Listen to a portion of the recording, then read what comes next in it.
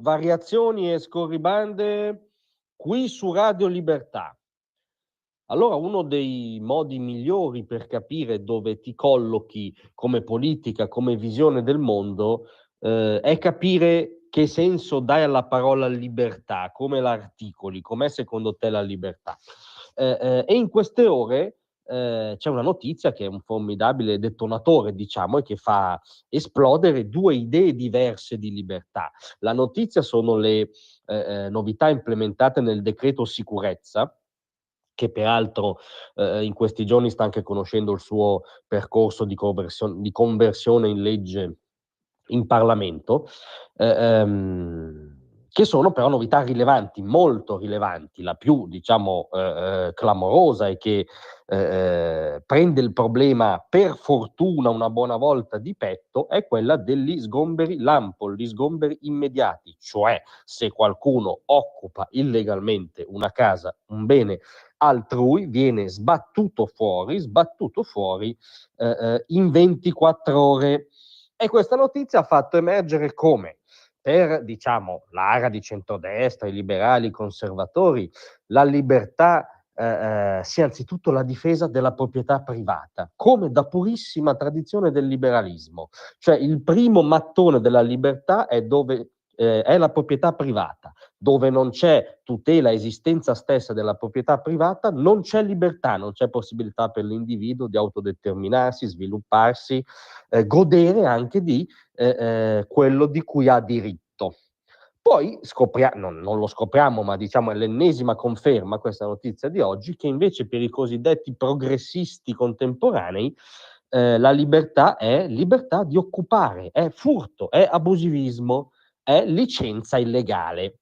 Perché queste novità al decreto sicurezza sono state in Parlamento, cioè non con una voce dal sen fuggita. Le opposizioni l'hanno definita liberticida. E andiamo a vedere allora quali sono queste novità liberticide del decreto sicurezza.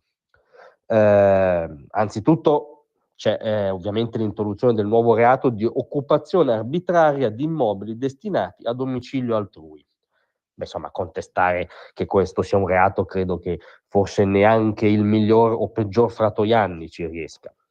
Comunque questo reato prevede anzitutto una pena rilevante, perché che va dai 2 ai 7 anni di carcere, ma soprattutto prevede la procedura d'urgenza, l'intervento immediato della polizia giudiziaria per il ripristino dell'immobile e del legittimo proprietario nel suo legittimo immobile. Sgombero immediato, una proposta su cui ha insistito particolarmente la Lega, che oggi giustamente il ministro Salvini, ma anche Nicola Molteni rivendicano, ed è questa una norma di libertà, è questa una norma che ripristina libertà elementari e diritti inviolabili, violati invece purtroppo troppo spesso, come il diritto di proprietà e il diritto a stare nella propria casa, che non sia solo come dire, una cosa politichese, ma ha un impatto sulle vite degli italiani. Lo dimostra il fatto che ci sono già 2 casi di concreta applicazione di questa novità del decreto sicurezza. C'è un caso anzitutto nel Ragusano, a Ispica, dove una signora si era vista occupare l'immobile da 5 stranieri, 5 tunisini, riportano le cronache. Lei era uscita di casa e al ritorno aveva trovato appunto l'immobile occupato da questi 5 galantuomini. C'è stato l'immediato intervento della polizia giudiziaria, che ha sgomberato l'appartamento e lo ha riassegnato alla signora.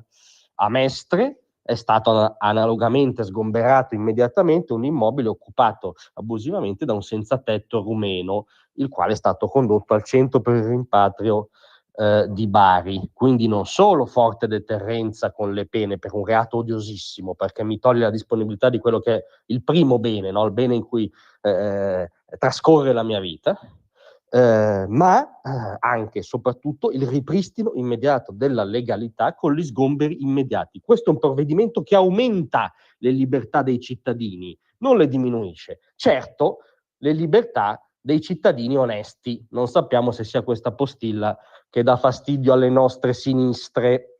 Grazie a tutti, a domattina. Tra un manifesto e lo specchio